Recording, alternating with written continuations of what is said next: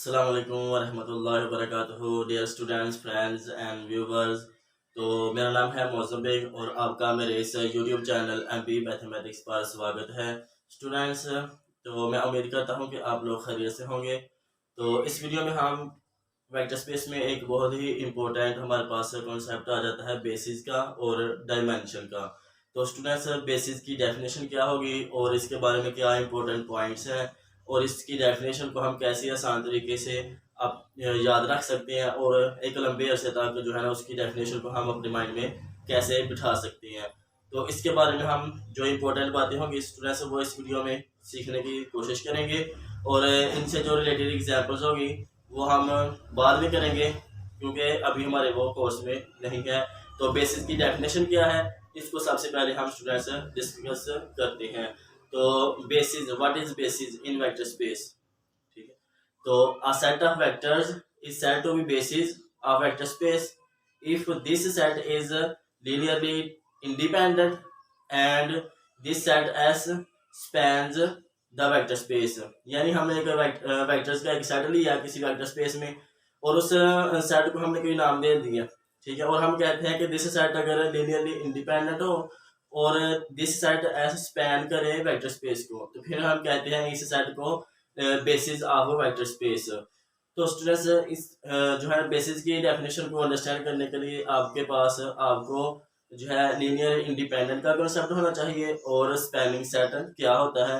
तो स्टूडेंट्स, इन पर मेरी वीडियोस हैं, अगर आपको इसके बारे में कॉन्सेप्ट है तो फिर वेल एंड गुड है, और अगर नहीं है तो फिर आप मेरे चैनल पर जाइए और वेक्टर स्पेस की प्लेलिस्ट पर जाकर सर्च की करें कि लीनियर डिपेंडेंस एंड इंडिपेंडेंस, तो वो वहाँ पर आपको इसकी वीडियो मिल जाएगी। तो स्टूडेंट्स, इसकी डेफिनेशन को मैंने जैसे कि आपको बताया, ठीक है, इसके अलावा मैं इनके जो नोट्स होते हैं वेक्टर स्पेस के लेक्चर्स के वो हर वीडियो के एंड पर ऐड कर रहा हूँ, और जिसके रह जाते हैं बाय मिस्टेक नहीं होते वो मैं वैसे ही प्लेलिस्ट में उसकी PDF की वीडियो बनाकर ऐड करता हूँ स्टूडेंट्स।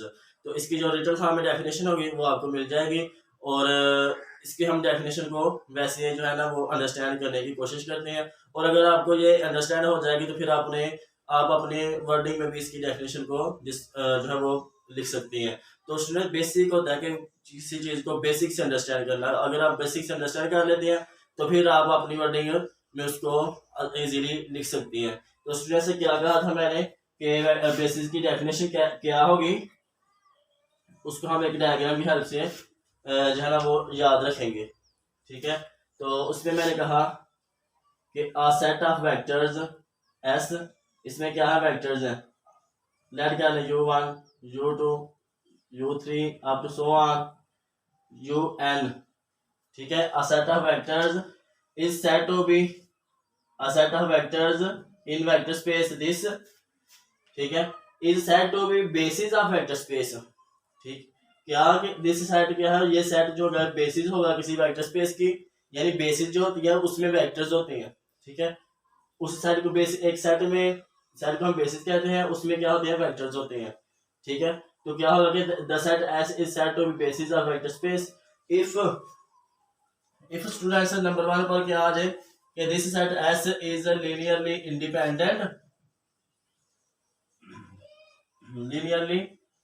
independent, ठीक है। और नंबर 2 पर आ जाए कि S span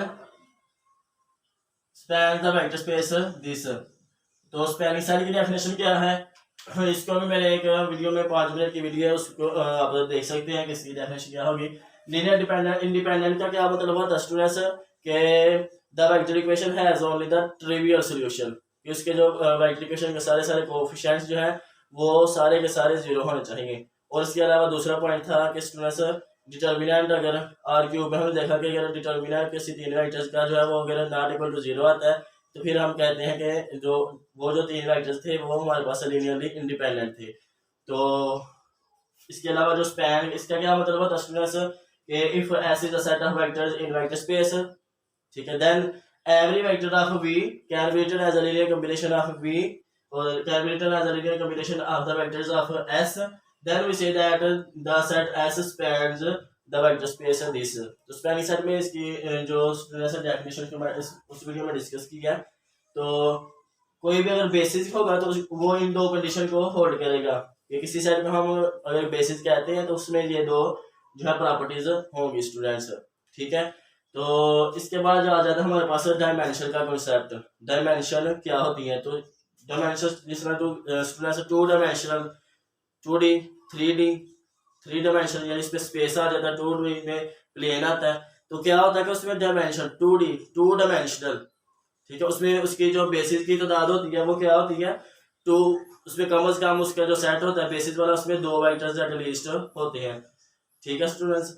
तो इसके अलावा स्टूडेंट्स जो डायमेंशन की डेफिनेशन होगी वो क्या होगी कि जो बेसिस सेट में number of vectors in basis set is called dimension of vector space. या इस तरह से आप कह सकते हैं कि if the basis set of vector space has n elements, then we say that the vector space is of n dimensional, ठीक है, is of n dimensional और finite dimensional vector space। तो इसकी ये स्टूडेंट्स डेफिनेशन हो जाएगी कि if a vector space has finite bases with n elements, then the vector space is said to be finite dimensional vector space और n dimensional vector space. तो n की जगह पर हम जनरल कह रहे हैं, अगर वो बेसिस सेट में 2 होंगे एलिमेंट्स तो फिर हम कहेंगे 2 डायमेंशनल, और इस तरह से 3 और सो ऑन, यानी फाइनाइट होंगे। n का मतलब कुछ ना कुछ 100 होंगे, 1000 होंगे तो वो फाइनाइट होंगे। तो इसके अलावा students if a vector space does not have finite dimensions, ठीक है, then we say that the vector space is of infinite dimensional vector space. कि अगर उसमें जो बेसिस सेट है वो अगर फाइनाइट नहीं होगा तो फिर उसमें वो जो स्पेस होगा वो इनफाइनाइट डायमेंशनल वेक्टर स्पेस होगा, ठीक है। तो अगर बेसिस सेट में अगर फाइनाइट एलिमेंट्स पड़े होंगे तो फिर हम कहते हैं फाइनाइट डायमेंशनल वेक्टर स्पेस। और अगर उस वेक्टर स्पेस की डायमेंशन जो है वो अगर फाइनाइट रही, यानी बेसिस सेट में जो उसके एलिमेंट्स है वो फाइनाइट रही, तो फिर हम उसको कहते हैं कि ये इनफाइनाइट डायमेंशनल वेक्टर स्पेस है। और इस तरह से स्टूडेंट्स हमारे पास एक दूसरा पॉइंट आ जाता है, यानी थर्ड वाला पॉइंट आ जाता है कि if a set is linearly independent and has m elements, यानी कोई सेट है A, ये है linearly independent, ठीक है, linearly independent, और इसमें इसका नंबर ऑफ एलिमेंट्स कितने हैं, ये लड़का ले m है, ठीक है। और इस तरह से स्टूडेंट हमारे पास कोई सेट है B, ठीक है, और ये क्या है, ये स्पैन करता है वेक्टर स्पेस को, ये क्या करता है, ये भी कोई सेट है, ये स्पैन करता है वेक्टर स्पेस दिस को। और अगर ऑर्डर ऑफ बी जो है ये स्टूडेंट्स होगा अगर n, तो देन फिर क्या होगा स्टूडेंट्स, m जो होगा वो less than equal to n होगा। तो ये जो है बहुत इंपॉर्टेंट रिमार्क है, बहुत इंपॉर्टेंट नोट है, इस जो है आगे चलकर हमारे 2-3 थ्योरम्स में यूज होना है, ठीक है। तो ये बहुत ही इंपॉर्टेंट पॉइंट है। अगर कोई सेट है लीनियरली इंडिपेंडेंट का, यानी उसके अंदर जो वेक्टर्स हैं वो लीनियरली इंडिपेंडेंट है आपस में, और उनकी जो तादाद है वो m है, ठीक है। और इस तरह से हमारे पास कोई और सेट है, ठीक है, जो स्पैन करता है उसी वेक्टर स्पेस को, ठीक, और उसके जो है उसमें जो नंबर ऑफ एलिमेंट्स हैं वो है n, उसमें जो नंबर ऑफ वेक्टर्स हैं वो कितने हैं n। तो फिर क्या होगा स्टूडेंट्स, जो n होंगे यानी जो स्पैनिंग सेट में एलिमेंट्स होंगे वो ज्यादा होंगे लीनियरली इंडिपेंडेंट वाले सेट से। तो ये बहुत ही इंपॉर्टेंट जो है ना वो नोट है, तो इसको आपने स्टूडेंट्स अच्छे तरीके से अंडरस्टैंड करना है और उसको अपने नोट्स पर लिख लेना है।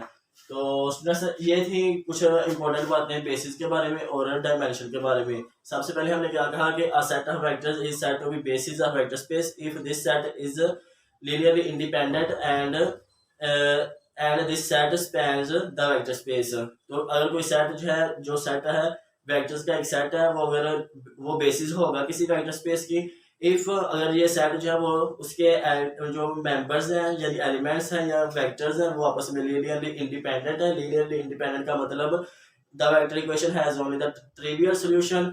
और दूसरी प्रॉपर्टी ये हो स्टूडेंट्स उस सेट में कि वो स्पैन करे वेक्टर स्पेस को। स्पैन का क्या मतलब है कि every vector of vector space can be written as a linear combination of these vectors. उस सेट में जो वेक्टर्स हैं उनके लीनियर कॉम्बिनेशन में हम वेक्टर स्पेस के किसी भी एलिमेंट को लिख सकें, तो फिर हम कहते हैं कि जो सेट एस है वो बेसिस है किसी वेक्टर स्पेस की, ठीक है। अगर उसमें ये दो प्रॉपर्टीज होंगी तो फिर हम कहेंगे उस सेट को ये बेसिस है वेक्टर स्पेस की। और इस तरह से स्टूडेंट हमने कहा कि जो डायमेंशन की डेफिनेशन होगी, डायमेंशन कहते हैं कि अगर किसी वेक्टर स्पेस की जो बेसिस है उसके एलिमेंट्स जो फाइनाइट है तो फिर हम कहते हैं फाइनाइट डायमेंशनल वेक्टर स्पेस। और अगर किसी जो वेक्टर स्पेस की बेसिस के एलिमेंट्स फाइनाइट ना हो या उसकी डायमेंशन फाइनाइट ना हो तो फिर हम कहते हैं इनफाइनाइट डायमेंशनल वेक्टर स्पेस। यानी अल मुख्तसर ये है कि नंबर ऑफ बेसिस, यानी जो बेसिस सेट होता है उसमें जितने एलिमेंट्स होते हैं, ठीक है, उनको हम कहते हैं कि ये जो है ये ये क्या है, नंबर ऑफ डायमेंशन है उस वेक्टर स्पेस की।